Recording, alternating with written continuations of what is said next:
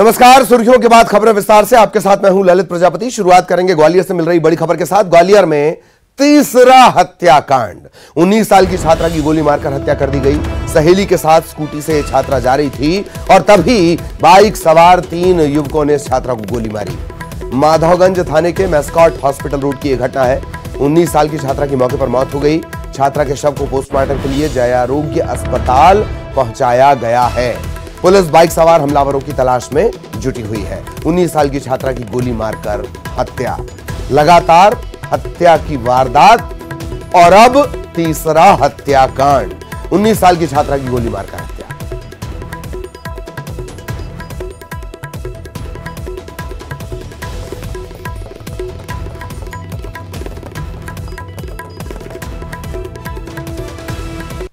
दो छात्रा एक्टिवा में जा रहे थे। उस पर 3 लड़के एक स्प्लेंडर गाड़ी पे आया, गोली चला के चला गया। तो एक बच्ची का मृत्यु हुआ है, 19 साल का है। अभी जैश में बॉडी रखा है। वो अभी क्लियर नहीं है कि क्या है इसका मोटिव क्या है, वो वजह क्लियर नहीं है। अभी हम ढूंढ रहे हैं, जो फायर किया है उसको हम ढूंढ रहे हैं। और अब सागर से बड़ी खबर आपको बता दें। 2 भाइयों पर धारदार हथियार से हमला हुआ है। एक आरोपी ने, और आरोपी नाबालिग बताया जा रहा है, पुरानी रंजिश को लेकर इसने धारदार हथियार से इन दोनों पर हमला कर दिया। हमले का वीडियो सोशल मीडिया पर लगातार वायरल है। सागर के गोपालगंज थाना इलाके की ये पूरी घटना है। आरोपी को पकड़ लिया गया है। चूंकि ये नाबालिग है, उस लिहाज से इस पर अब केस चलेगा। सागर से बड़ी खबर। सागर के गोपालगंज थाना इलाके में एक आरोपी ने 2 भाइयों पर धारदार हथियार से हमला कर दिया। वीडियो लगातार सोशल मीडिया पर वायरल है। भिंड से सागर से, माफ कीजिएगा, ये बड़ी खबर हम आपको बता रहे हैं। इस हमले का एक सोशल मीडिया पर वीडियो भी लगातार वायरल है। गोपालगंज थाना इलाके की घटना। इधर भिंड में हुआ है हादसा। भिंड ग्वालियर नेशनल हाईवे पर सड़क हादसा हुआ। ट्रैक्टर और यात्रियों से भरी बस टकरा गई। इस हादसे में एक महिला और एक पुरुष की मौत हो गई है। 36 यात्री घायल हुए हैं। ग्वालियर से यात्रियों को लेकर भिंड ये बस जा रही थी, उसी दौरान यह हादसा हुआ है। मालनपुर थाना इलाके के तुकैड़ा के पास ये दुर्घटना हुई है। Bhind Gwalior national highway, tractor और बस में टक्कर, 2 की मौत।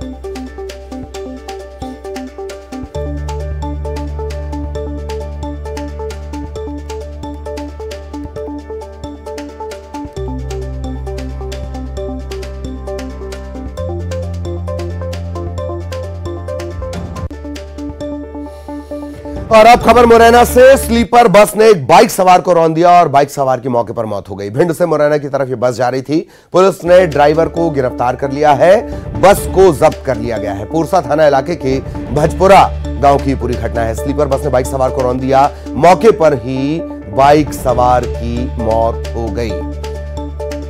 बस ड्राइवर को गिरफ्तार कर लिया गया है। स्लीपर बस ये थी। बस ड्राइवर को गिरफ्तार कर लिया गया, बस को भी जब्त कर लिया गया। पुरसा थाना इलाका लगता है। भजपुरा गांव की पूरी घटना।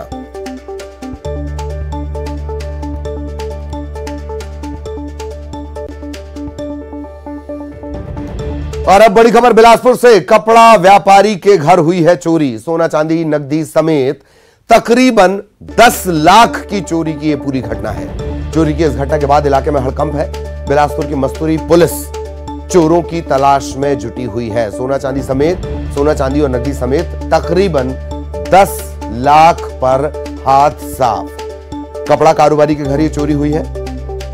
सोने चांदी के जेवरात पार कर दिए गए, नकदी पार कर दी गई। तकरीबन 10 लाख की ये चोरी है और इस घटना के बाद इलाके में हड़कंप है। मस्तूरी पुलिस चोरों की तलाश कर रही है।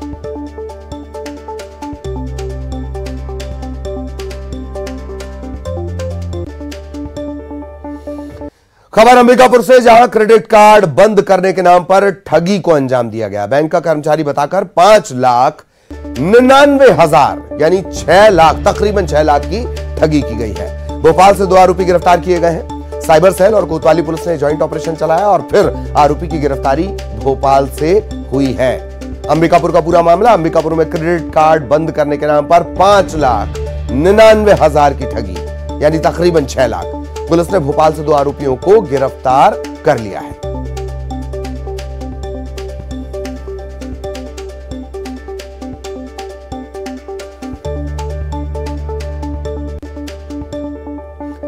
खबर जगदलपुर से, जहां के रेल लाइन पर चट्टान गिर गई है। अरकू रेल सेक्शन के पास यह लैंडस्लाइड हुआ है। इस लैंडस्लाइड के चलते यात्री और मालवाहक ट्रेनों का परिचालन बाधित हो गया है। कोशिश लगातार की जा रही है, पर यह माना जा रहा है कि ट्रैक को दुरुस्त करने में तकरीबन 24 घंटे लग सकते हैं। तो आज कोई भी ट्रेन जगदलपुर नहीं जाएगी। बड़ी सी चट्टान और मिट्टी वो आकर ट्रैक पर गिर गए।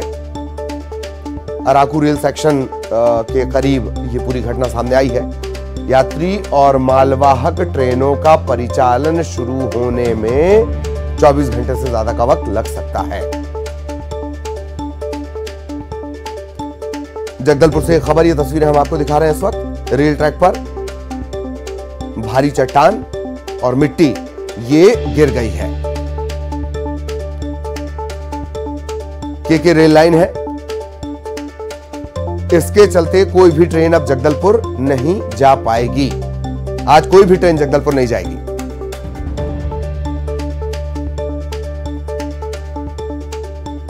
सीधा जगदलपुर आपको लिए चलेंगे। सहयोगी श्रीनिवास इस वक्त हमारे साथ जुड़े हुए हैं। श्रीनिवास के पास आपको लिए चलेंगे। श्रीनिवास, पूरा घटनाक्रम बताएं और ट्रैक को दुरुस्त करने में तकरीबन कितना वक्त? श्रीनिवास।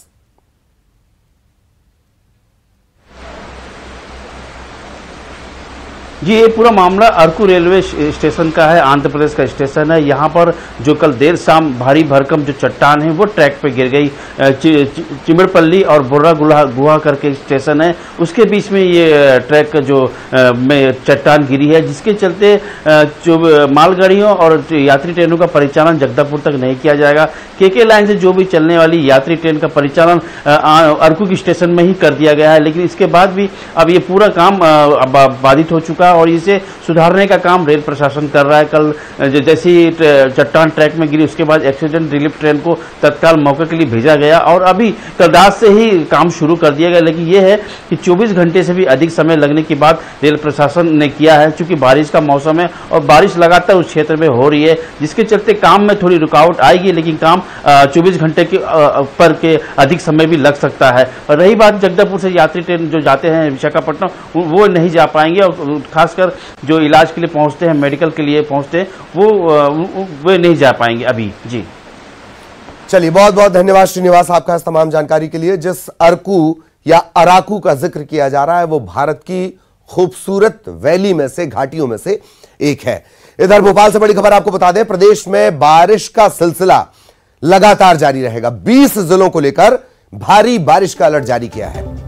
तो ये जिले जान लीजिए: भोपाल, नर्मदापुरम, उज्जैन, ग्वालियर, चंबल, शहडोल संभाग के जिले, विदिशा, राजगढ़, खंडवा, नीमच, मंदसौर, गुना, अशोकनगर, शिवपुरी, श्योपुर समेत बाकी जिलों के लिए यह अलर्ट जारी किया गया है। अगले कुछ दिनों तक झमाझम बारिश जारी रहेगी। बारिश को लेकर यह अलर्ट जारी किया गया है। 20 से ज्यादा जिले तरबतर रहेंगे। भारी बारिश का अलर्ट जारी किया है। बारिश का सिलसिला जो लगातार जारी है, अभी उससे राहत नहीं मिलेगी। लगातार यह सिलसिला चल रहा है। और सीधे आपको भोपाल लिए चलेंगे। सहयोगी शुभांगी इस वक्त हमारे साथ जुड़ी हुई है। शुभांगी के पास आपको लिए चलेंगे। शुभांगी, क्या कुछ अपडेट, क्या कुछ कह रहा है मौसम विभाग?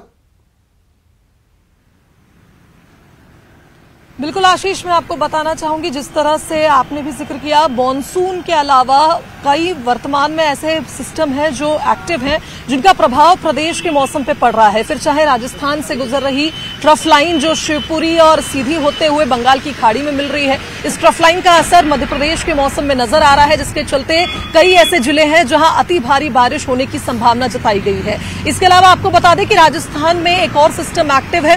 दोनों ओर से प्रदेश में नमी आ रही है, जिसके चलते 20 जिले ऐसे हैं जहां पर अगले 24 घंटे में अति भारी बारिश का अलर्ट जारी हुआ। कई जिले ऐसे हैं जहां पर येलो अलर्ट जारी हुआ है। भोपाल, नर्मदापुरम, उज्जैन संभाग में लगातार बारिश का दौर जारी है और इधर ग्वालियर चंबल में भी बारिश का दौर आने वाले 2 दिनों तक जारी रहेगा। बताया जा रहा है कि गुरुवार तक मौसम कुछ इस प्रकार ही रहने वाला है। उसके बाद शायद 1 या 2 दिन हल्की बारिश होने की संभावना जताई जा रही है, लेकिन फिलहाल प्रदेशवासियों को मानसून से या कहें बारिश से अभी राहत नहीं मिलने वाली, क्योंकि लगातार सिस्टम बदल रहे हैं। राजस्थान की ओर एक चक्रवात भी बन रहा है, बंगाल की खाड़ी में भी चक्रवात का प्रभाव है, जिसके चलते मध्य प्रदेश में मौसम कुछ इस प्रकार ही रहने वाला है। और लगातार ये भी देखा जा रहा है कि लगभग हर जिले में तेज बारिश हो रही है। प्रदेश भर में जिले तरबतर है और आने वाले समय में और भी ज्यादा मानसून का प्रभाव देखने को मिल सकता है। अब तक 13% बारिश हुई है इस महीने की बात की जा रही है और ये भी कहा जा रहा है कि कई जिले ऐसे हैं जहां पर सूखे पड़ने के हालात कहे जा रहे थे, लेकिन मौसम विभाग का कहना है कि बिपरजॉय का प्रभाव अब भी देखने को मिल रहा है और कई ऐसे जिले हैं जहां पर अचानक ही बारिश का दौर शुरू हुआ है। तो आने वाले दिनों में बारिश का दौर कुछ इस प्रकार ही रहेगा। 2 सिस्टम एक्टिव है, ट्रफ लाइन का प्रभाव भी मध्य प्रदेश के कई जिलों में देखने को मिलेगा। चलिए बहुत बहुत शुक्रिया शुभांगी आपका तमाम जानकारी के लिए। बारिश से फिलहाल राहत नहीं। रायपुर की बात कर ली जाए, छत्तीसगढ़ की बात कर ली जाए, कई जिलों में झमाझम बारिश का सिलसिला जारी रहेगा। राजधानी समेत कई जिलों में बादल छाए रहेंगे। मॉनसून द्रोणिका के चलते मॉनसून सक्रिय है। बस्तर संभाग में भारी बारिश हो सकती है, दूसरे संभागों में भी बारिश हो सकती है।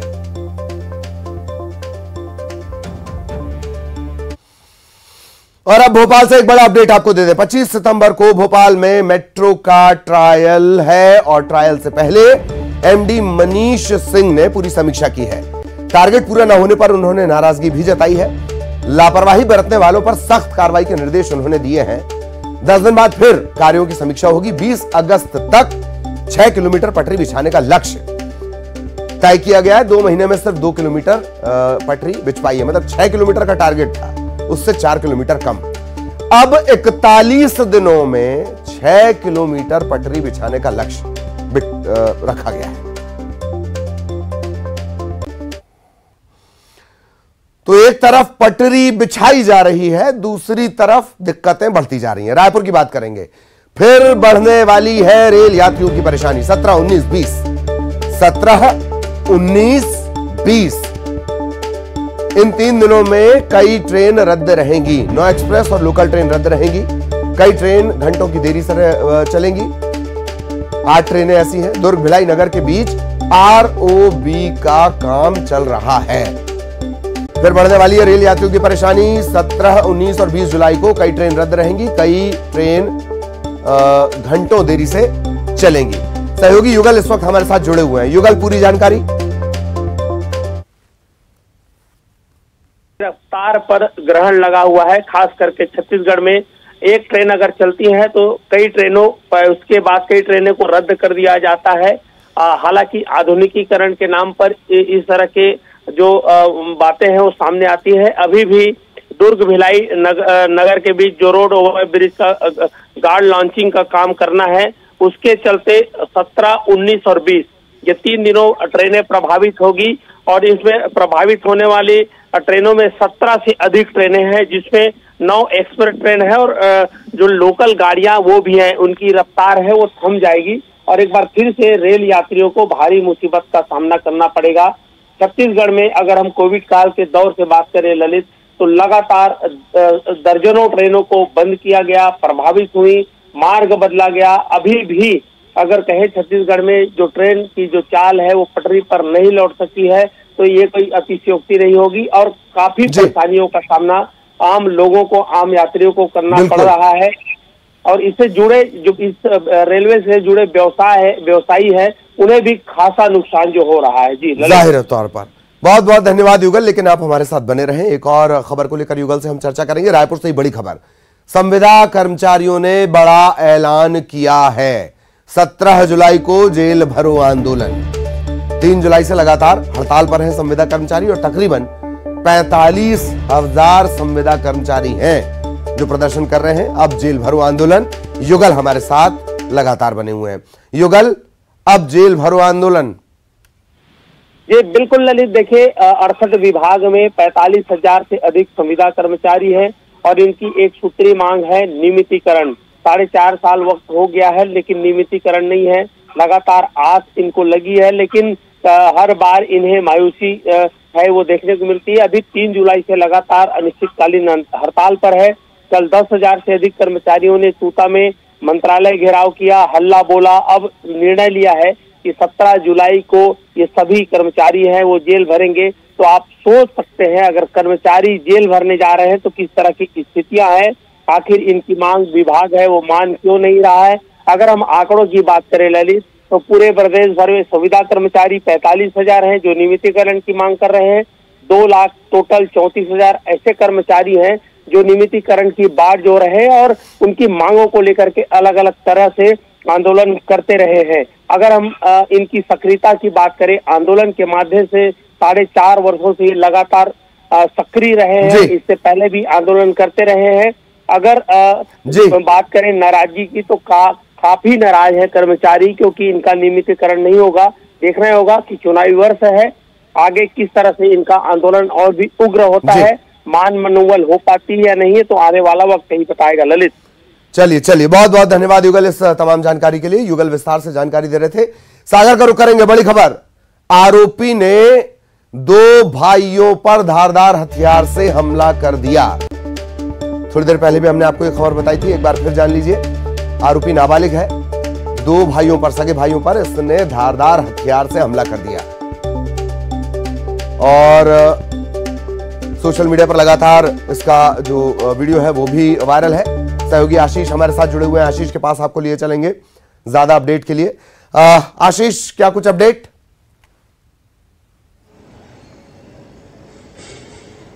ललित जी, बैसाखी ये मामला पूरा सागर के गोपालगंज थाने का बताया जा रहा है, जहां पर एक नाबालिग आरोपी के द्वारा 2 भाइयों पर हमला किया गया और इस हमले के बाद यह वीडियो जो है वो सोशल मीडिया पर वायरल हुआ। इसमें महत्वपूर्ण बात है कि नाबालिग आरोपी के द्वारा कटर से इन दोनों भाइयों पर हमला किया गया, जिसमें उदय यादव जो बड़ा भाई था उसके के घायल हो जाने का मामला सामने आया। और ये वीडियो जब सोशल मीडिया पर वायरल हुआ तो वायरल होने के बाद पुलिस के द्वारा इस मामले पर संज्ञान लिया गया और उदय यादव के द्वारा भी इस मामले पर पुलिस में शिकायत की गई और शिकायत किए जाने के बाद नाबालिग आरोपी के खिलाफ मामला भी दर्ज किया गया और इसे गिरफ्तार भी कर लिया गया। महत्वपूर्ण बात है कि नाबालिग जैसे आरोपी कटर लेकर के घूमते हैं और छोटे से विवाद पर से लोगों पर हमला करते हैं और हमला करने का यह वीडियो भी वायरल होता है, क्योंकि स्थानीय लोगों के द्वारा वह वीडियो बनाया गया। हालांकि कुछ लोग उसे बचाने के लिए भी पहुंचे और बचाए जाने के बाद उसे अस्पताल में भी भर्ती कराया गया, उसका इलाज किया जा रहा है। वहीं पुलिस के द्वारा नाबालिग आरोपी को गिरफ्तार किया गया और उसे मामले में पूरी जांच की जा रही है। ललित जी, चलिए बहुत बहुत धन्यवाद आपका आशीष इस तमाम जानकारी के लिए। रायपुर से बड़ी खबर, जीएसटी सेंट्रल काउंसिल की आज बैठक होनी है दिल्ली में जीएसटी सेंट्रल काउंसिल की आज बैठक होनी है और डिप्टी सीएम टीएस सिंहदेव इसमें शामिल होंगे। टीएस सिंहदेव बैठक में छत्तीसगढ़ से जुड़े मुद्दे उठाएंगे। टीएस सिंहदेव केंद्र से जीएसटी के बकाया पैसे की मांग भी करेंगे।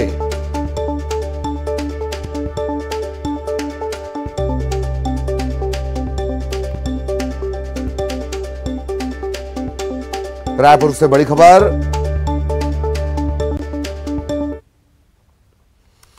इधर केंद्रीय गृह मंत्री अमित शाह एक बार फिर मध्य प्रदेश के दौरे पर आ रहे हैं। आज शाम 7 बजे अमित शाह भोपाल पहुंचेंगे और यहां वो बीजेपी कोर कमेटी की एक महत्वपूर्ण बैठक लेंगे। इस दौरान पार्टी के प्रमुख नेताओं के साथ चुनावी रणनीति पर मंथन होगा। तकरीबन 5 घंटे तक राजधानी भोपाल में अमित शाह रहने वाले हैं और आज से ही विधानसभा का मानसून सत्र भी शुरू हो रहा है। बीजेपी के तमाम जो विधायक हैं वो भोपाल में मौजूद रहेंगे और अचानक अमित शाह का यह दौरा तय हुआ है। बड़ी खबर रायगढ़ से, अतिक्रमण पर वन विभाग ने बड़ी कार्रवाई की है। पेड़ काटकर जंगल में चल रहा ट्रैक्टर जब्त कर लिया गया है।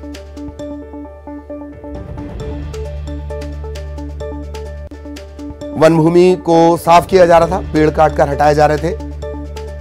चारमार बीट का यह पूरा मामला है। यहां पर अतिक्रमण हो रहा था, कई एकड़ जंगल को काटकर खेत बनाया जा रहा था। ट्रैक्टर जब्त कर लिया गया है। घरघोड़ा डिपो में इसे रखा गया है।